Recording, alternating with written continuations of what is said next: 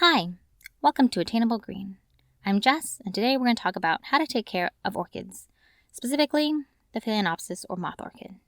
This is a quick start guide if you have no idea where to start. When you get the plant, it's usually in a clear plastic sleeve in a decorative container or cache pot. Please note that the plastic sleeve has a drainage hole. It's usually potted in sphagnum moss, but it can be potted in bark as well. There are two ways to water this plant.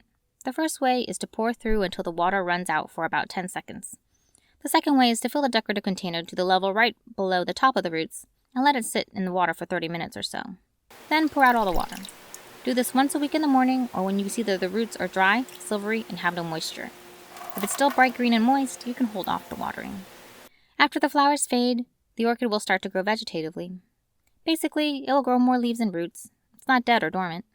It's normal for the two lower leaves to fall at this time. You can cut the flower spike right below the last flower at the node to initiate a secondary blooming, but it doesn't always happen. Otherwise, you can cut the flower spike at the base of the plant, leaving one node available. Orchids are slow growers, so it takes about a year for the orchid to grow a set of leaves to allow a flower spike to form.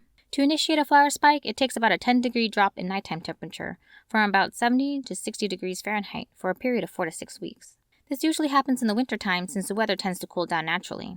The orchid does well in indoor homes with temperatures between 60 to 85 degrees Fahrenheit and a humidity range of 40 to 60%. It can handle lower light conditions, but the more light you can give it, the better it will bloom. Do not put it in direct sunlight, as the leaves can burn and sometimes turn purple. It prefers bright shade or indirect light.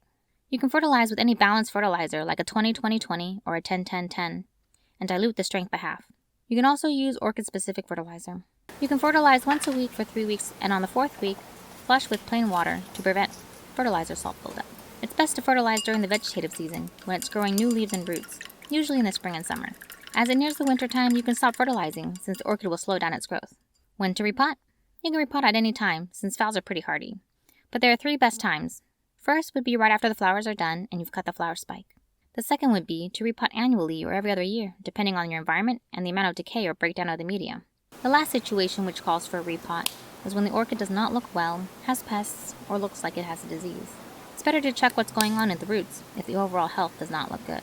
You can save the plant from dying if you can catch it and diagnose it in time. To repot, take the orchid out of the plastic sleeve. You can squeeze it lightly or cut it out if necessary. Then pick out the old media. Trim the dead roots. Wash away the old media. Then set the orchid in the pot with just enough space for its roots and some new growth. If the orchid has aerial roots, it's okay to leave it outside the pot.